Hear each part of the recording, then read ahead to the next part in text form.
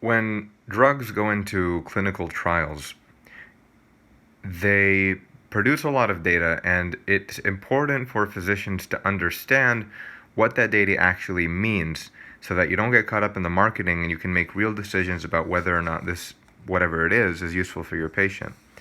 So we're going to talk about these four terms: absolute risk reduction, relative risk, and number needed to treat, and then we'll do an example down here.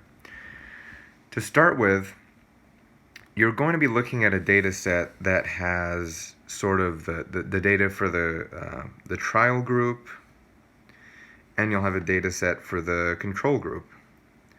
And let's say that the trial was of 1,000 people, and you can imagine maybe, I don't know, you did it on 1,000 people, so 100 of them in the trial group had some disorder or some complication, whereas the other 900 were fine, just 900. Whereas in the control group, maybe 600 of them had the disorder because the control group is not being treated, and the rest of them, the other 400, were fine. Again, 400, not 4,000. So you're looking at this type of data, and we'll have a more detailed example in a little bit. When we look at absolute risk reduction, what we're looking at is the delta, the difference between the rate of the dependent variable, so complications or disease progression or whatever you're looking at in the trial group versus the control group. So you can see here that's going to be the control rate minus the treatment rate. So if this is a medication designed to prevent something, you can imagine that most times the control rate is going to be higher, like more of them. You can see here, more of them have the disorder than with the trial. That's what you want to see, so this is how we do it. Obviously, if the treatment rate is greater than the control rate, then you did more harm than good. That's glaringly negative data, but most of the time this will yield some percentage that represents the actual difference between the groups. So let's say, like in this case, 60% versus 10% here. So the absolute risk reduction would be 50%. Then you look at relative risk reduction. So we can say that the difference between here and here is 50%.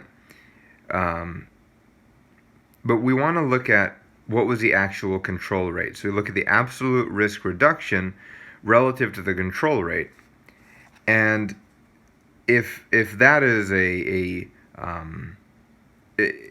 very small number or a very big number, it tells us things depending on the number of people in the population who have the disorder. It tells us things relative to the side effect profiles. If you're more likely to get a side effect, for example, but the relative risk reduction is very small, then that'll impact whether or not you use it clinically, and we'll look more at this example shortly. The relative risk is a treatment rate over the control rate. So this is just looking at not differences, but between these two groups, what's the ratio here? So in this case, we have 10% and 60%, so it would be 10 over 6, and the math would work out to be something.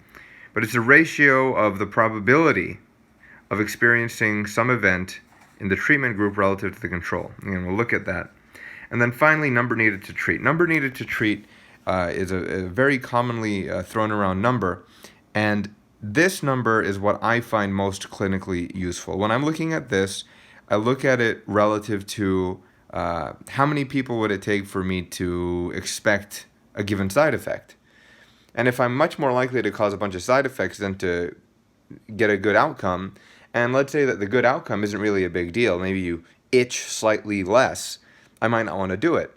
Whereas it might have a big side effect profile, and it might have a high number to treat, but the outcome we're preventing is death. Then you might consider using that. And these are the sort of ethical and shared decision-making sort of considerations that physicians have to make.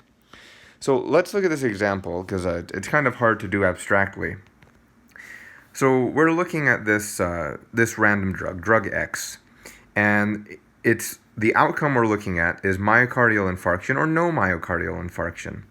And we can see that 10 people in the control had an MI, when in the treatment group had an MI as compared to 25 in the control group. So already we're starting to think, okay, this drug might be somewhat useful. So we want to dive into it a little bit more.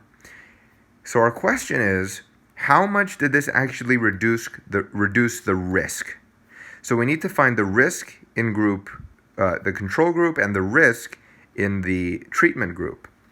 And we'll find them here. And that comes out to 0.25, so 2.5% risk in the control group and a 1% risk in the treatment group. So that's a 1.5% risk reduction. Now, you might see that and say, well, that's really not a big deal. But when you look at the disease you're thinking about, an MI in the United States, where coronary artery disease is such a prevalent thing, that 1.5% might be a couple million people per time period, per year, or whatever you're looking at. So that might be actually really significant. The other thing we want to look at is relative risk reduction. So how, in proportion to this, right? So if this was a 1.5 risk reduction, 1.5% risk reduction on something that normally has a 90% risk, then you barely put a drop in the bucket. It's a very, very small difference. But here we compare 0.15 versus 0.25, the relative risk reduction. That's a 60% relative risk reduction between the two groups. So what the relative risk reduction enables you to do is to account for the size of things that you're looking at, the magnitude of things that you're looking at. If we're looking at a magnitude of 1 and 2%, we need to compare those magnitudes relative to another. Whereas if we're looking at rates of 60 and 50 and 70%, a drug that reduces risk by 1.5% in that kind of population is going to have a very small relative risk reduction, and we probably won't be as excited about it. But because of the magnitude of the original numbers, this comes out to be a pretty big deal, 60%. And again, if this is a very prevalent disease, that 60% can be very significant. All right, so we're starting to see the utility of this. So now we look at relative risk. And relative risk is simply group A versus group B, trial group versus control group. We spoke about that up here, the ratio of probability of the event in the treatment group relative to the control group. So we just look at that right here. We take the rate of the treatment group, the rate of the control group, and we find that it's 40%. How do we put this? The treatment group has 40% of a chance compared to the control group to get an MI. So if you're 100% likely to get an MI in the control group, then you're only 40% likely in this group. If you're 2.5% likely in this group, then you're only 40% of that likely in this group. That's just a way of us, again, looking at the effect sizes a little bit more easily. Finally, we look at number needed to treat, and the formula for that is really simple to understand. It is equal to 1 over the absolute risk reduction. So if the absolute risk reduction is absolutely huge, let's say that the absolute risk reduction is 100%. That's called a cure. That means you give it and it just completely knocks out whatever the disease is. This number would be 1. If you treat one patient with that disorder, they will get better. Done. But in this case, it's a bit more complicated than that, and you have to think, well, if I give it to a patient, is it really going to prevent them from having a heart attack? This tells you that if you treat 67 patients with the drug, then you can probabilistically expect that you prevented at least one heart attack. So you'll get into a lot of sort of gray areas when you're thinking about number needed to treat. You're thinking about, should I use this drug? Is it really worth it? Is it worth the cost to my patient?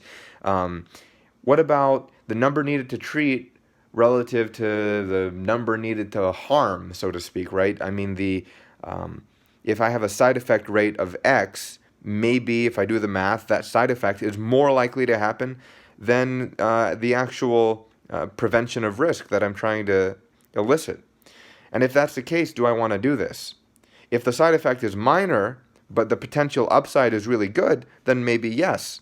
If the side effect is on a similar magnitude of unpleasant, and this number is pretty high, I'm going to have to maybe cause 3 or 4 people to suffer 5 side effects before I help one of them, then on the sort of population level beneficence sort of thinking, you don't want to do it. But that gets into sort of bioethics, and it just goes to show you that it's not really as simple as what your first and second year medical school classes will show you, which is if you see this, treat with this drug. The guidelines may say that now, but the reason they say that is because physicians have got together and thought about these things and made those decisions and decided that based on what we have available today, the most good for the most number of people, or whatever the ethic they're following is, dictates that we should have this guideline. And for you as a physician, guidelines are good, but ultimately you have to make these decisions, and so that's why this stuff sort of helps. So I hope that was useful. Any questions, comments, or corrections are absolutely welcome in the comments.